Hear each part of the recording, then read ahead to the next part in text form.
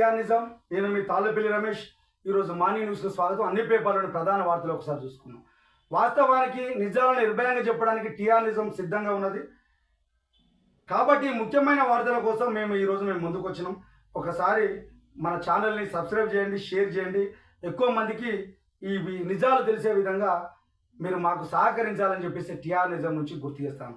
మీ support వల్లనే ఇది వార్తలు ఎక్కువ మందికి చెప్పడానికి ఆస్కారం ఉంటుంది. ఒకసారి చూసుకున్నాం. అన్ని పేపర్ల ప్రధాన వార్తలు ఒకసారి చూసుకున్నాం. అది మార్నింగ్ న్యూస్కు స్వాగతం. ఇక ఒక వార్తలలోకి వెళ్ళిపోతే,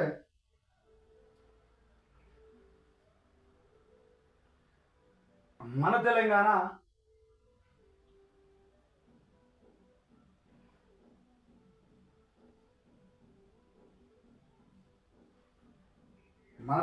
పేపరు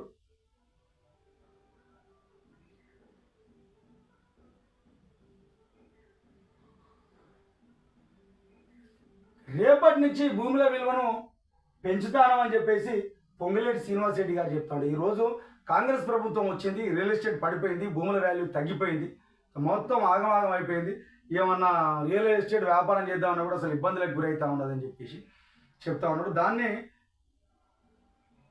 తుడిచిపెట్టి ఈ ప్రజలకు నిజాలు చెప్తానని చెప్పేసి పొంగులేటి శ్రీనివాస్ రెడ్డి గారు ఒక విషయాన్ని చేసిండు.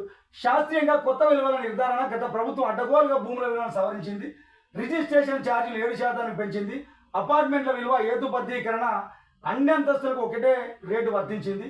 పారదర్శకత పెద్దపీట మంత్రి పొంగులేటి శ్రీనివాస్ రెడ్డి అని చెప్పేసి ఒక వార్త. రాష్ట్రంలోని భూముల విలువను సవరించాలని చెప్పేసి కొన్ని ప్రాంతాల్లో వాతావరణంతో పోలిస్తే భారీ హెచ్చుతగ్గుల నేపథ్యంలో మంత్రివర్గం నిర్ణయం మేరకు ఈ భూముల విలువను సవరిస్తున్నట్లు రెవెన్యూ మంత్రి పొంగులేటి శ్రీనివాస్ రెడ్డి గారు తెలిపిండ్రు. 5వ తారీఖు నుంచి అమల్లోకి వస్తున్నట్లు ఆయన పేర్కొన్నారు. ఇక భూముల విలువలు బాగానే పెరుగుతాయి.